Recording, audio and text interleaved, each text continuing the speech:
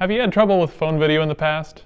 Want to go from this or this to this? Let me show you some tips and tricks on how to make phone video that you'd be proud of. By the end of this guide, I want you to remember the 3 P's of video: prep, production, and post. Let's dive in. Prep or pre-production?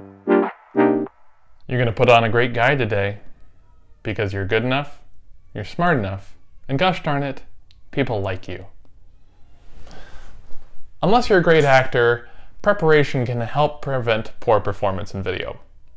Try practicing in front of a mirror and pretending it's a good friend. Things like this will greatly help you prepare for your video. In production, it's lights, camera, action. With light, it's location, location, location. Window light and shade generally work best. Use window light properly. Make sure the light source shines on yours or the subject's face.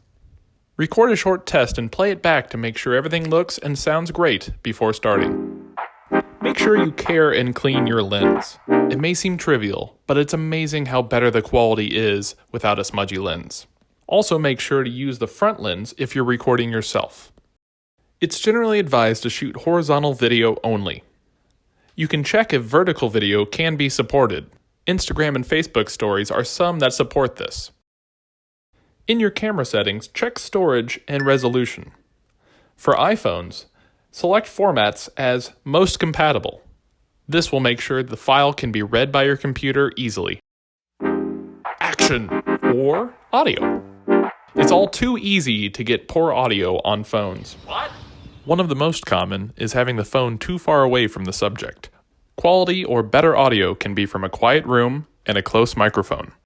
If you can't find a quiet room or get cabin fever, you can record the video outside. Just make sure to avoid high winds or loud areas. Holding the phone at arm's distance is a pretty good rule of thumb. To get even better quality, you can borrow or buy phone gear. In case it's not obvious, this whole video has been recorded with my iPhone 8 Plus, along with a built-in phone mic and one cheap lavalier mic. Other tools used in this video are a tripod and a phone tripod adapter, all of which can be bought for about $50. Next up, post. Focus on getting everything you need in one shot. You can trim the ends of the video with built-in settings. You can also do this with Microsoft Stream. If you feel up to it, you can try editing shots together using free apps like Quick, Splice, or iMovie. Once complete, upload to channels like Microsoft Stream, Yammer, or LinkedIn with your phone app. Consider the content before posting externally. When it comes to composition, here are some do's and don'ts. Try to keep the subject center frame. That's straight to camera and is generally for audience-specific messages. You can also do a camera left or camera right interview style talking off camera. This is commonly seen in documentaries and corporate videos. Try to avoid odd framing. Having the subject too close to the end of the frame makes them literally need room to speak. It's awkward and uncommon for viewers. Try not to give you or your subject a haircut. Show all of the person's face. Also, don't give the person too much headroom. It prevents viewers from focusing on the person's face. One of the more common things to avoid is having the camera too low. This generally creates an unflattering image. Try to avoid slouching. Try sitting up or leaning in if you're sitting in a chair. For a 2-person interview, apply the same composition guides. Some general rules of thumb are keeping the camera around eye level, hold the camera steady, or use a tripod.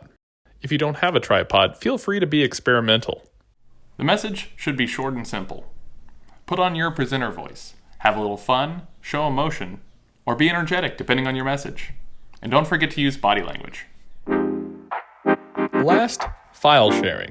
If you don't intend on posting the video, then use any sharing platform to send videos to someone else. Examples include via text message, OneDrive, Dropbox, Google Photos, AirDrop for those nearby, Apple Shared Album, Microsoft Teams, and a ton of others. Use the preferred sharing app on your phone or download the file to a computer using a cable. And that's pretty much the basics. If you want to learn more, feel free to contact me or really search online. Lots of great resources out there. Otherwise, I hope you found this video helpful. stay creative, and thanks for watching.